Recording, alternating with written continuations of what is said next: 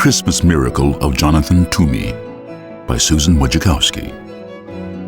Illustrated by P.J. Lynch.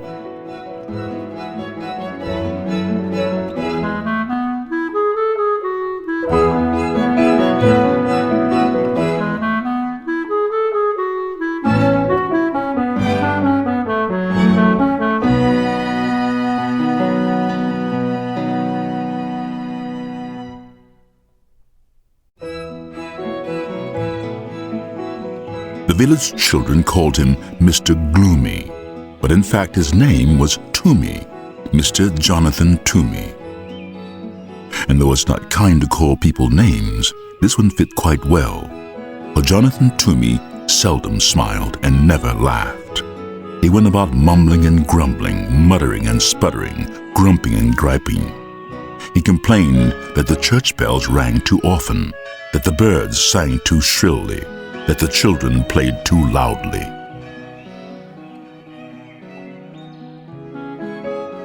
Mr. Toomey was a woodcarver. Some said he was the best woodcarver in the whole valley. He spent his days sitting at a workbench, carving beautiful shapes from blocks of pine and hickory and chestnut wood. After supper, he sat in a straight-backed chair near the fireplace, smoking his pipe and staring into the flames. Jonathan Toomey wasn't an old man, but if you saw him, you might think he was, the way he walked, bent forward with his head down. You would notice his eyes, the clear blue of an August sky. And you wouldn't see the dimple on his chin, since his face was mostly hidden under a shaggy, untrimmed beard, speckled with sawdust and wood shavings, and depending on what he ate that day, with crumbs of bread or a bit of potato or dried gravy.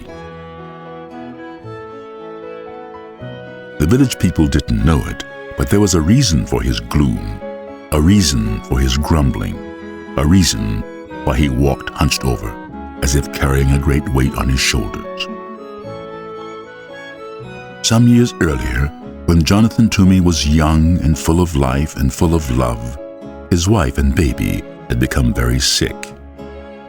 And because those were the days before hospitals and medicines and skilled doctors, his wife and baby died, 3 days apart from each other.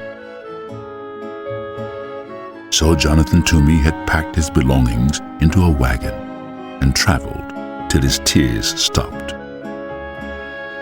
He settled into a tiny house at the edge of a village to do his wood carving. One day in early December, there was a knock on Jonathan's door.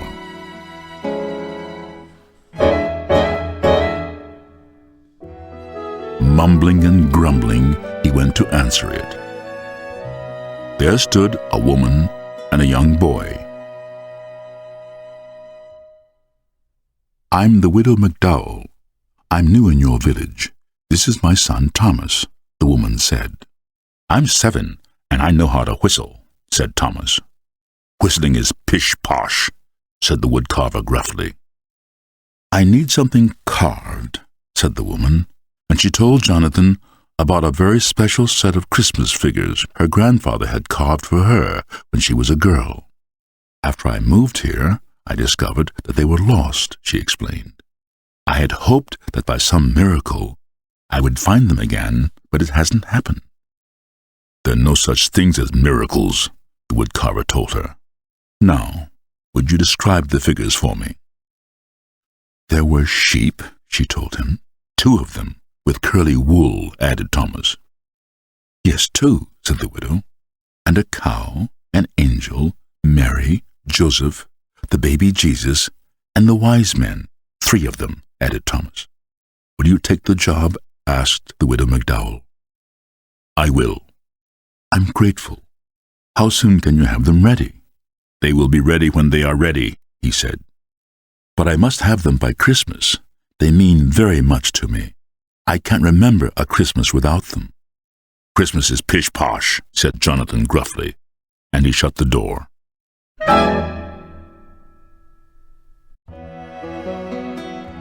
The following week, there was a knock on the woodcarver's door.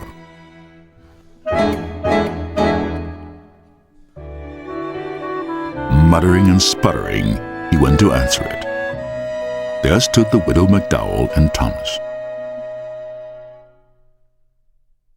"Excuse me," said the widow, "but Thomas has been begging to come and watch you work.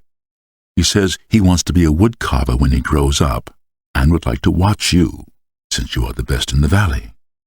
"I'll be quiet. You won't even know I'm here. Please, please," piped in Thomas. With a grumble, the woodcarver stepped aside to let them in. He pointed to a stool near his workbench. "No talking, no jiggling, no noise," he ordered Thomas. The widow McDowell handed Mr. Toomey a warm loaf of cornbread as a token of thanks. Then she took out her knitting and sat down in a rocking chair in the far corner of the cottage. "Not there," bellowed the woodcarver. "No one sits in that chair." So she moved to the straight-backed chair by the fire. Thomas sat very still. Once, when he needed to sneeze, he pressed his finger under his nose to hold it back. Once, when he wanted desperately to scratch his leg, he counted to 20 to keep his mind off the itch. After a very long time, Thomas cleared his throat and whispered, "Mr. Toomey, may I ask a question?" The woodcarver glared at Thomas, then shrugged his shoulders and grunted. Thomas decided it meant yes, so he went on. "Is that my sheep you're carving?" The woodcarver nodded and grunted again. After another very long time, Thomas whispered, "Mr. Toomey, excuse me, but you're carving my sheep wrong." The widow McDowell's knitting needles stopped clicking. Jonathan Toomey's knife stopped carving. Thomas went on, "It's a beautiful sheep, nice and curly, but my sheep looked happy." "That's pish-posh," said Mr. Toomey. "Sheep are sheep. They cannot look happy." "Mine did," answered Thomas. "They knew they were with the baby Jesus, so they were happy."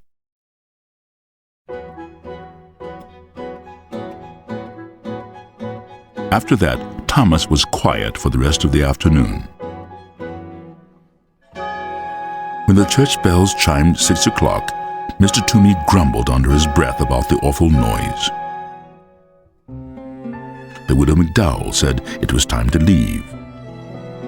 Thomas sneezed 3 times, then thanked the woodcarver for allowing him to watch. That evening, after a supper of cornbread and boiled potatoes, the woodcarver sat down at his bench. He picked up his knife. He picked up the sheep. He worked until his eyelids drooped shut.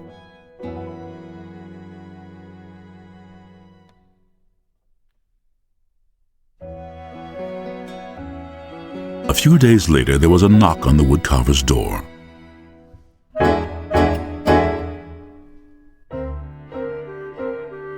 Griping and grumbling, he went to answer it. There stood the widow and her son. "May I watch again? I will be quiet," said Thomas. He settled himself on the stool very quietly, while his mother laid a basket of sweet-smelling raisin buns on the table. "The teapot is warm," Mr. Toomey said gruffly, his head bent over his work.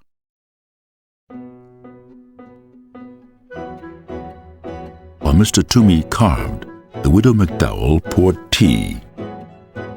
She touched the woodcarver gently on the shoulder and placed a cup of tea and a bun next to him. He pretended not to notice, but soon both the plate and the cup were empty. Thomas tried to eat the bun his mother had given him as quietly as he could. but it is almost impossible to be 7 and eat a warm, sticky raisin bun without making various smacking, licking, satisfied noises. When Thomas had finished, he tried to sit quietly. Once he almost hiccuped, but he took a deep breath and held it till his face turned red. And once, without thinking, he began to swing his legs, but a glare from the woodcarver stopped him, and he kept them so still they fell asleep.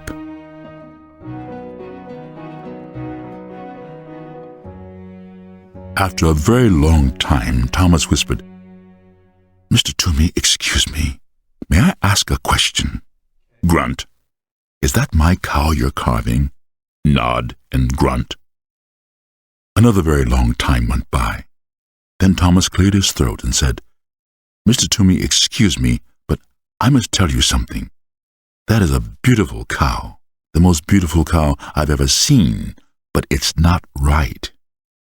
My cow looked proud. "That's pish-posh," growled the woodcarver. "Cows are cows. They cannot look proud." "My cow did. It knew that Jesus chose to be born in its barn, so it was proud." Thomas was quiet for the rest of the afternoon. The only sounds that could be heard were the scraping of the carving knife, the humming of the widow McDowell, and the click-click of her knitting needles. When the church bells chimed 6 o'clock, Mr. Toomey muttered under his breath about the noise. The widow McDowell said it was time to leave. Thomas shook first one leg, then the other. He thanked the woodcarver for allowing him to watch. That evening, after a supper of boiled potatoes and raisin buns, the woodcarver sat down at his bench. He picked up his carving knife. He picked up the cow. He worked until his eyelids drooped shut.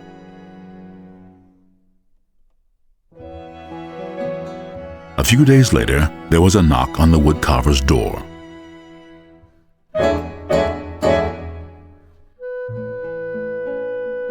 He smoothed down his hair as he went to answer it.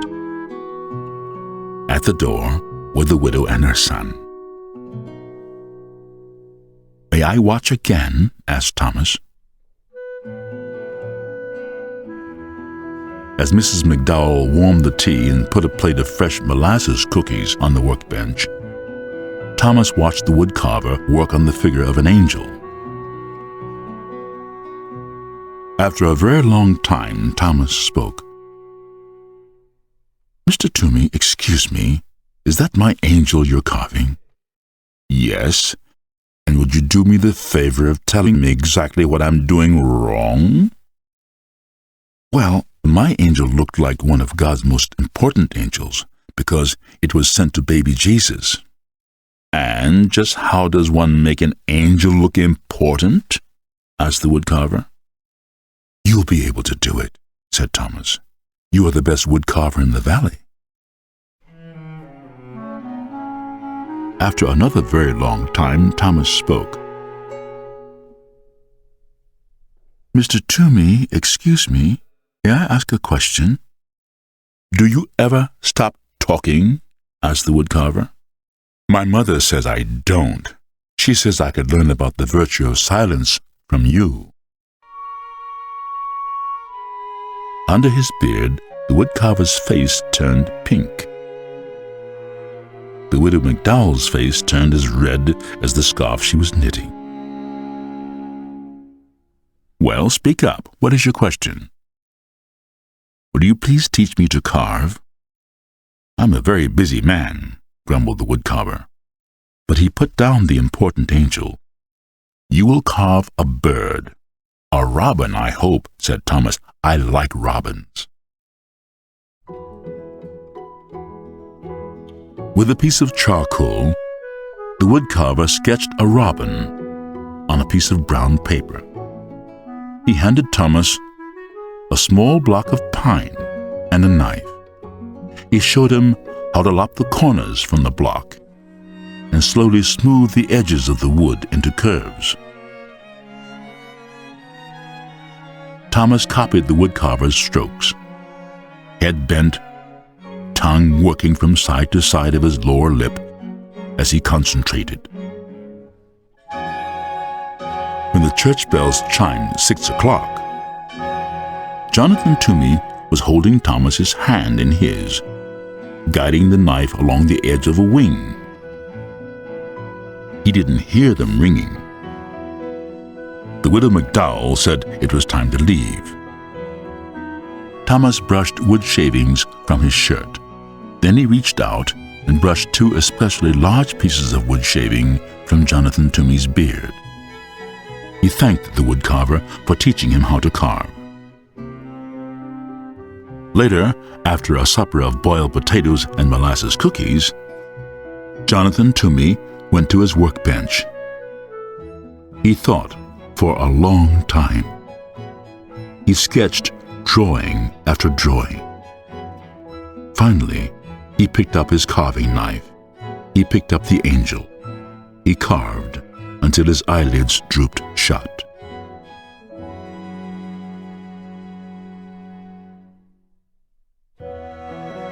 A few days later, there was a knock on the woodcarver's door.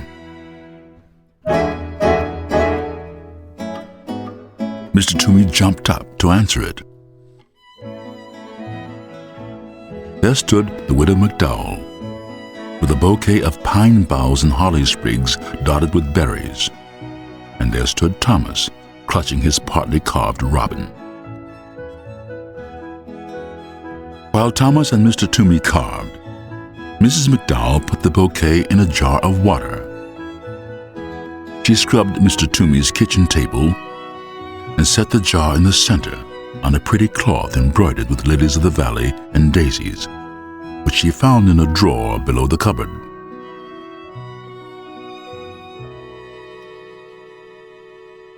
Next I will carve the wise men and Joseph, the woodcarver said to Thomas.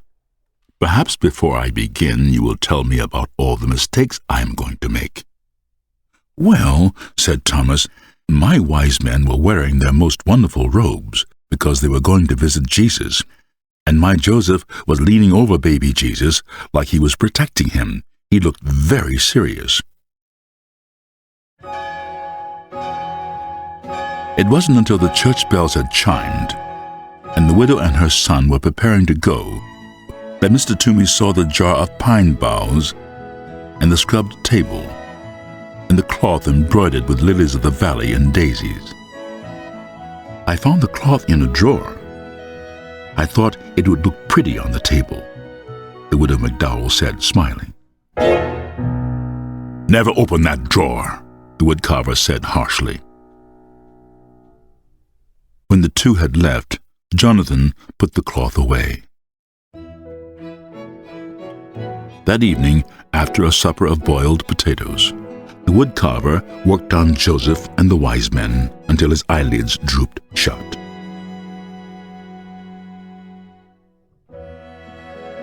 A few days later, there was a knock on the woodcarver's door. He dusted the crumbs from his beard and brushed the sawdust from his shirt. At the door were the widow McDowell and Thomas. All afternoon, Thomas watched the woodcarver work.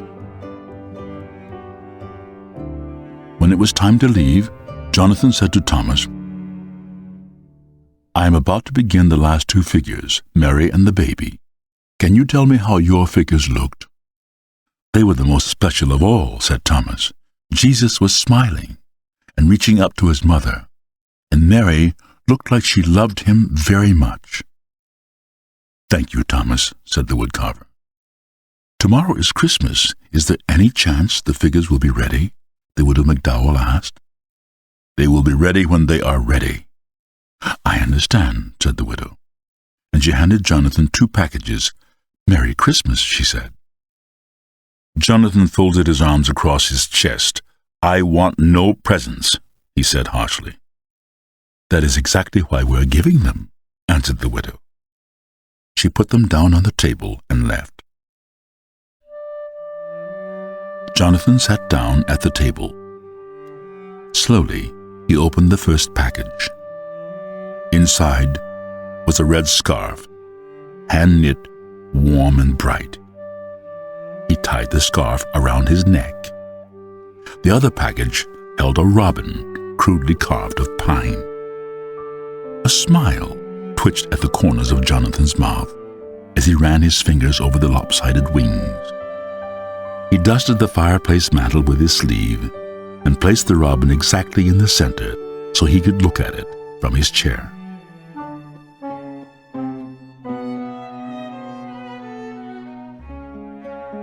The woodcarver did not eat supper that day.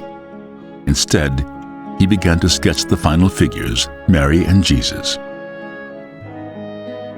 He drew Mary, then wadded the sketch into a ball and tossed it on the floor.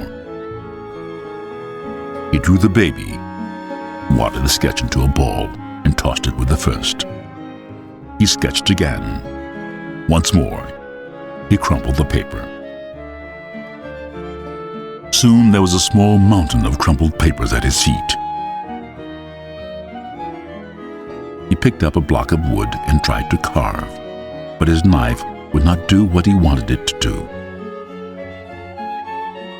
He hurled a chunk of wood into the fireplace and sat, staring into the flames.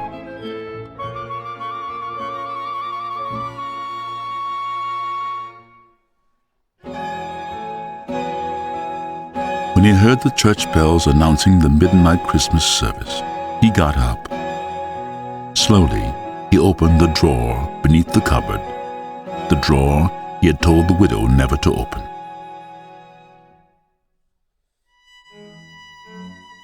From it, he took the cloth embroidered with lilies of the valley and daisies. He took out a rough woolen shawl and a lace handkerchief. He took out a tiny white baby blanket and a little pair of blue socks.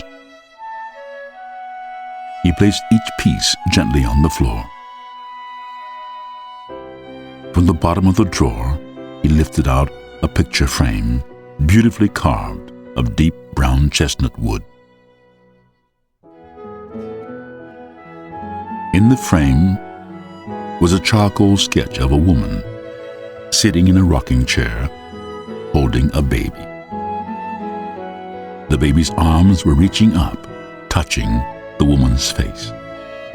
The woman was looking down at the baby, smiling. Jonathan sat down in his rocking chair and held the picture against his chest.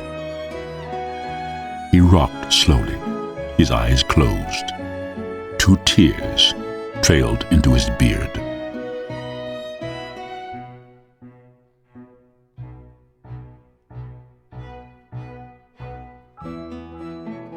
When he finally took the picture to his workbench and began to carve, his fingers worked quickly and surely. He carved all through the night.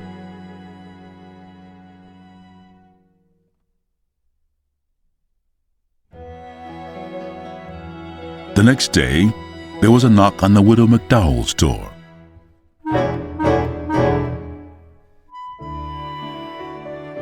When she opened it, there stood the woodcarver, his neck wrapped in a red scarf, holding a wooden box stuffed with straw. "Mr. Toomey," said the widow, "what a surprise! Merry Christmas." "The figures are ready," he said as he stepped inside. From the box, Jonathan unpacked 2 curly sheep, happy sheep, because they were with Jesus. He unpacked a proud cow and an angel, a very important angel with mighty wings, stretching from its shoulders right down to the hem of its gown. He unpacked 3 wise men, wearing their most wonderful robes, edged with fur and falling in rich folds. he unpacked a serious and caring Joseph. He unpacked Mary, wearing a rough woolen shawl, looking down, loving her precious baby son. Jesus was smiling and reaching up to touch his mother's face. That day, Jonathan went to the Christmas service with the widow McDowell and Thomas. And that day, in the churchyard, the village children saw Jonathan throw back his head, showing his eyes as clear blue as an August sky, and laugh. No one ever called him Mr. Gloomy again.